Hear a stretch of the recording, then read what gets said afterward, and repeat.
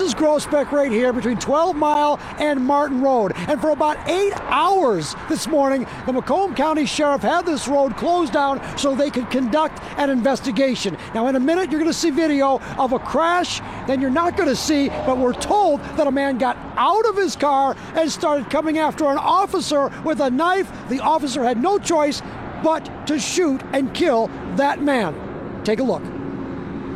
6:20 Tuesday morning, surveillance video shows a Chevy Silverado southbound on Groesbeck near 12 Mile crossing the center line and colliding nearly head-on with a semi-truck hauling bricks going northbound. Amazingly, no injuries to the male occupants of both vehicles. But here's where it gets odd.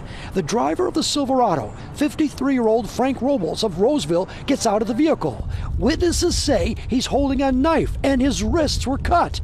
And according to the Macomb County Sheriff, when Roseville police arrive on the scene, the man fails to drop the knife despite repeated commands.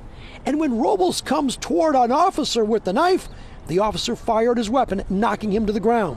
Robles, though, gets up, still with the knife, and the officer fires several more shots, which stop Robles from going any further. He was taken to the hospital, where he was pronounced deceased.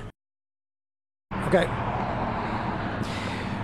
All right, so in total, 9 shots were fired by the police officer, and Frank Robles was hit multiple times. Now, we've learned about Frank Robles that he is 53 years old. He worked as a custodian for the school district here in Roseville.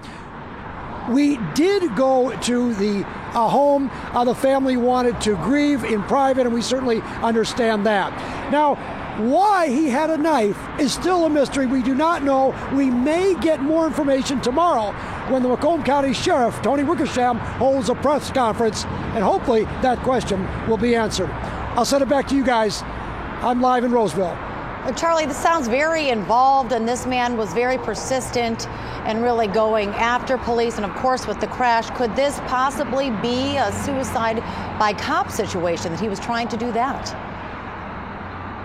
Yes, it certainly could be. I think anything is possible at this point in time.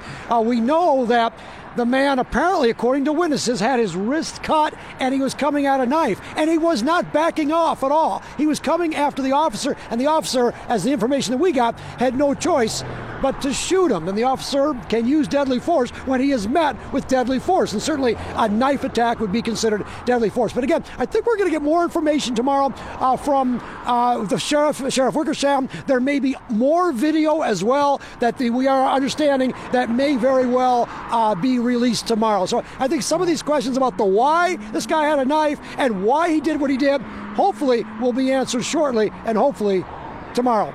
Taryn? All right. Thank you very much, Charlie, for the update.